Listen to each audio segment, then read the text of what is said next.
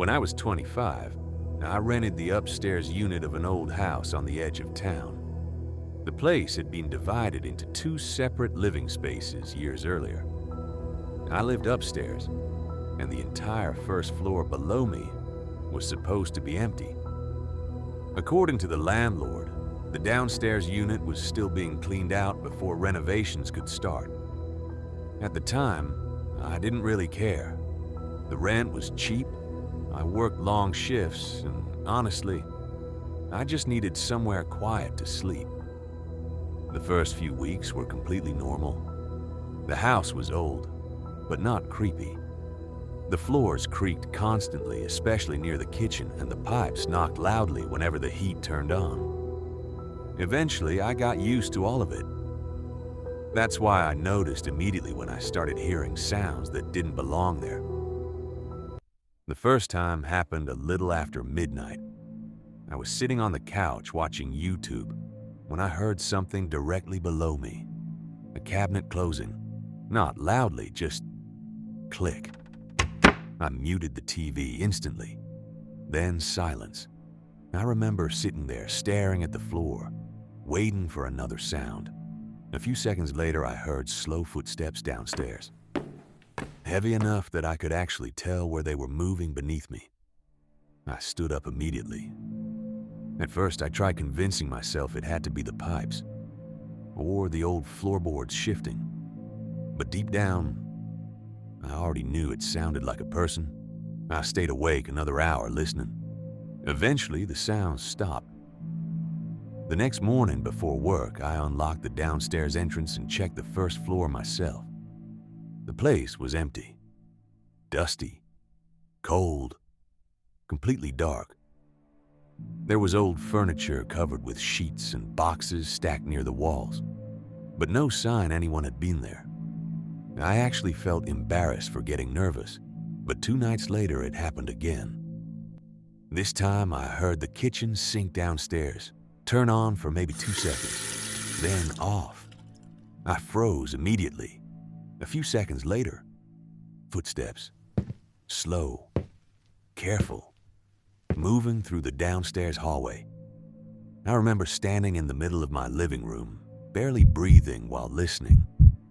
Every sound felt deliberate, like whoever was downstairs was trying not to be heard. That was the detail that bothered me most. If it was an intruder, why move around so quietly unless they already knew someone else was inside the house too? Over the next week, the sounds kept happening, always late at night. Sometimes it was footsteps. Other times it sounded like drawers opening downstairs. Once, I heard what sounded exactly like a chair scraping slowly across the kitchen floor. Another night, I heard a cough, a quiet human cough. That was the first moment I felt genuinely afraid. I called the landlord the next morning. He sounded irritated more than concerned. He told me nobody should have access to the downstairs except him. Then he casually mentioned that the back door downstairs didn't lock properly yet, but said nobody would know that anyway. That answer stayed in my head all day. That night, I barely slept. Every tiny sound made me sit up and listen. Then, around 1:30 a.m., I heard footsteps downstairs again. Only this time, they stopped directly beneath my bedroom. Everything went quiet. Completely quiet. I sat there staring at the floor. Then I heard something I still think about constantly. 3 soft knocks directly beneath my bed. I remember every muscle in my body tightening at once, because it felt intentional, like whoever was downstairs knew exactly where I was above them. I grabbed my phone and texted my friend Mark asking if I could stay at his apartment for the night.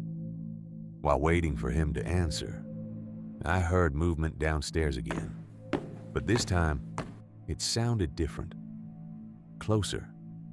The footsteps were no longer moving across the downstairs floor. They were moving toward the staircase. I sat frozen in bed, listening carefully. I could hear the footsteps slowly climbing upward. That's when I got up and locked my bedroom door for the first time since moving in. I don't even know why. The lock was cheap and probably useless, but it made me feel slightly safer. The footsteps stopped halfway up the stairs. Then silence. I stayed awake until sunrise. The next day, I noticed the downstairs light was on. I knew for a fact it had been off before. That's when I finally called the police. 2 officers checked the downstairs unit and searched around outside the property. They found nothing. No forced entry. No one hiding inside. One officer suggested animals in the walls. The other said old homes make strange noises. Neither of them sounded convinced by their own explanations. After they left, I locked myself upstairs and barely moved for the rest of the night. A few days later, I came home from work and immediately smelled cigarette smoke near the downstairs hallway. Fresh smoke, strong enough that there was no mistaking it.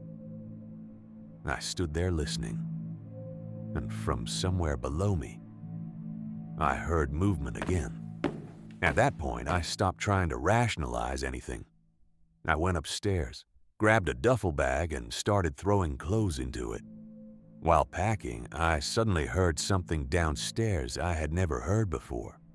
A television, very low, like someone quietly watching something beneath me. I stopped moving completely. Then, after a few seconds, I heard laughter. Not loud, just faint enough to barely hear. A man laughing downstairs. I grabbed my bag and ran out of the apartment so fast I left half my stuff behind. I didn't even lock the door. Later that night, police searched the downstairs again. This time, they actually found signs that someone had been staying there. Food wrappers, empty water bottles, a dirty blanket hidden behind old furniture, and near the staircase, fresh cigarette ashes. Whoever it was had been living downstairs for weeks, listening, waiting. After that night, I stayed at my friend Mark's apartment for almost 2 weeks. I barely slept during the first few nights there. Every little sound kept waking me up. Eventually, I went back to the house one last time during the day to grab the rest of my things. I remember standing inside the apartment feeling uncomfortable the entire time, like someone could still be downstairs listening. Before I left, I called the landlord and told him I wasn't coming back. At first, he sounded annoyed, then quiet. He asked if the police had found anything else downstairs. I told him they already found enough. After that, he didn't say much. I moved out that same week. And even now, the thing that still bothers me most is realizing how often the sounds stopped directly beneath my room.